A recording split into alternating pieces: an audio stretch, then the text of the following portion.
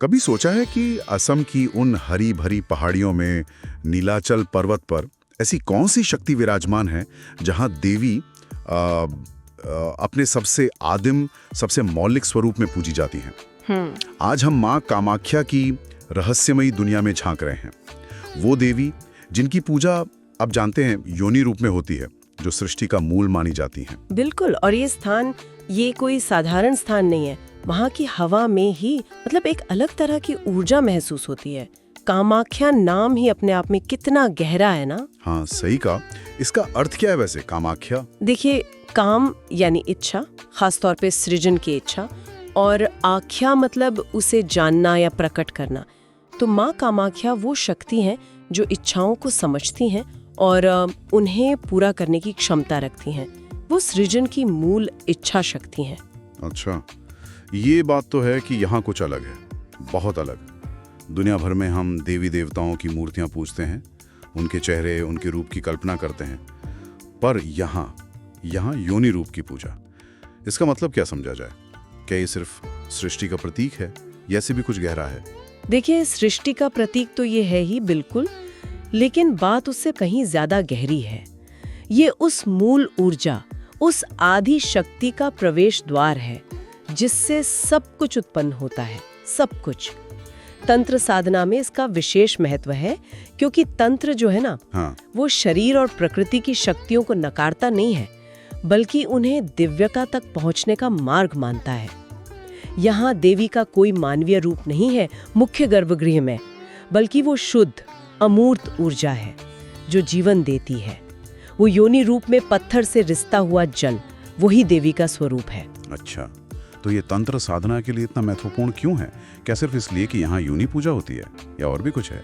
वो ही ऐसी हैं जो साधक को अपनी कुंडलिनी शक्ति जगाने और तांत्रिक सिद्धियां प्राप्त करने में मदद करती हैं, ऐसा माना जाता है। यहाँ प्रकृति और दिव्यता का मतलब एक सीधा साक्षात संबंध महसूस होता है।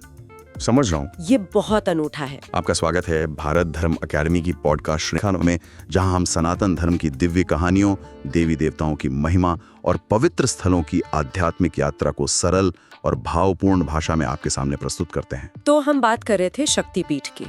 कथा तो हम सबने लगभग सुनी ही है, कैसे माँ सती के आत्मदाह के बाद भगवान शिव उनके मृत शरीर को लेकर तांडव करते हुए भटक रहे थे। हाँ, वो बड़ा ही करुण प्रसंग है। बहुत करुण।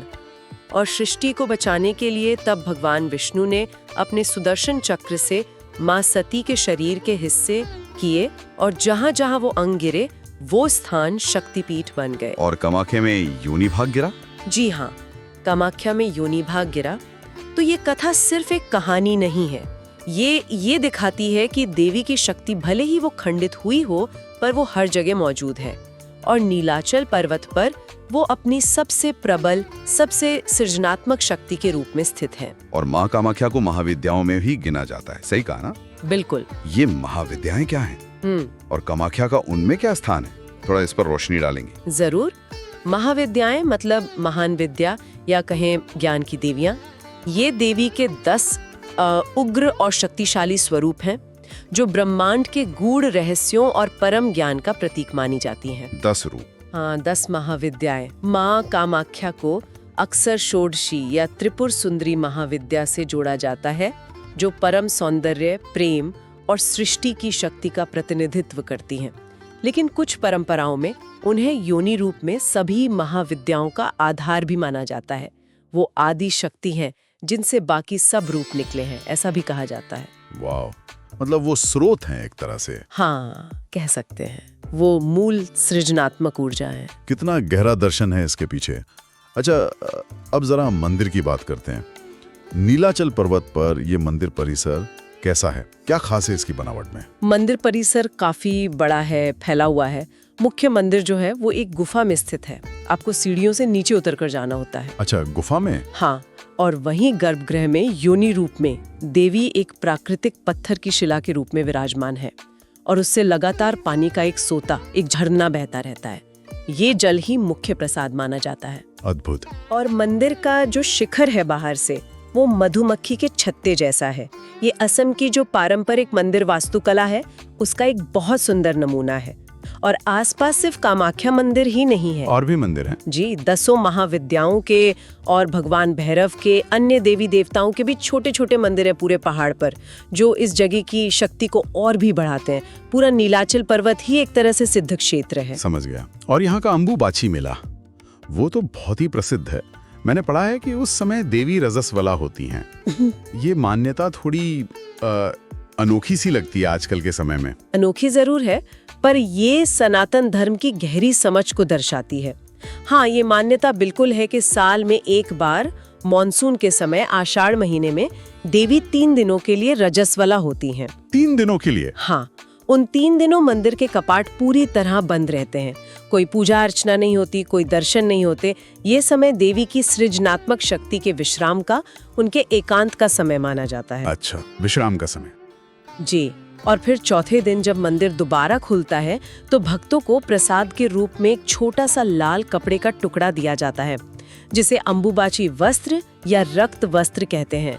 ये माना जाता है कि ये वस्त्र देवी के रज से सिक्त है और ये बहुत पवित्र और शक्तिशाली होता है। कमाल है। मतलब जहाँ एक तरफ समाज में आज भी मासिक धर्म को लेकर इतनी वर्जनाएं हैं, उसे अपवित्र माना जाता है कई जगहों पर, वही यहाँ उसे देवी की शक्ति का उत्सव मनाया जा रहा है। ये हमें क्या सिखाता है? यही तो सबसे महत्वपूर्ण बात है कामाख्या की।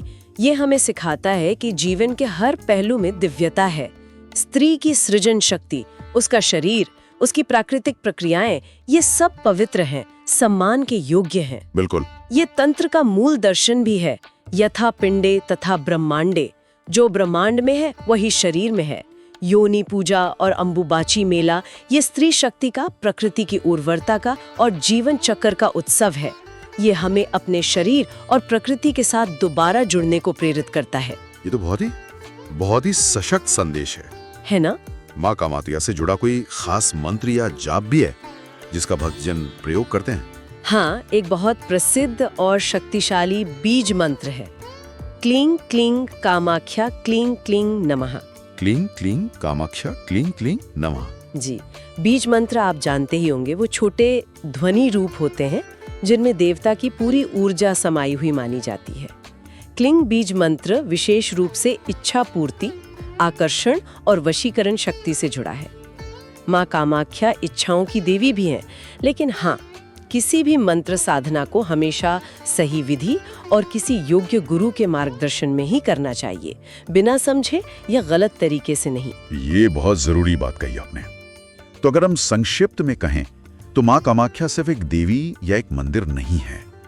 वो जीवन देने वाली, इच्छाओं को समझने वाली और प्रकृति की लय से जुड़ी हुई आदि शक्ति हैं। बिल्कुल। उनकी उपासना हमें स्त्री शक्ति का सम्मान करना और जीवन के हर रूप को, हर प्रक्रिया को स्वीकारना सिखाती है। एकदम सही कहा। और ये हमें सोचने पे मजबूर करता है कि आज के इस दौर में जहां हम प्रकृति से, अपने शरीर की सहज लय से इतने कटते जा रहे हैं, क्या कामाख्या का ये संदेश, सृजन का उत्सव मनाना और प्राकृतिक लय का सम्मान करना पहले से कहीं ज्यादा जरूरी नहीं हो गया है? ये वाकई सोचने वाली बात है।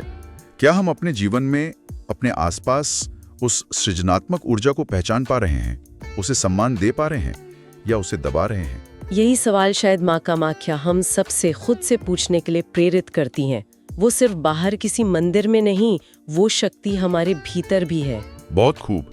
आज की ये चर्चा वाकई आंखें खोलने वाली थी। जी। हम सिडनी, ऑस्ट्रेलिया में माँ काली, भगवान भैरव और 10 महाविद्याओं के एक भव्य मंदिर बना रहे हैं। ये स्थान तंत्र साधना और सनातन ऊर्जा का वैश्विक केंद्र बनेगा।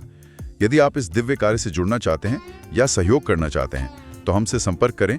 Email info@bda.ai। आपका एक शब्द, एक प्रार्थना, एक सहयोग माँ की कृपा को साकार कर सकता है। जय माँ काली।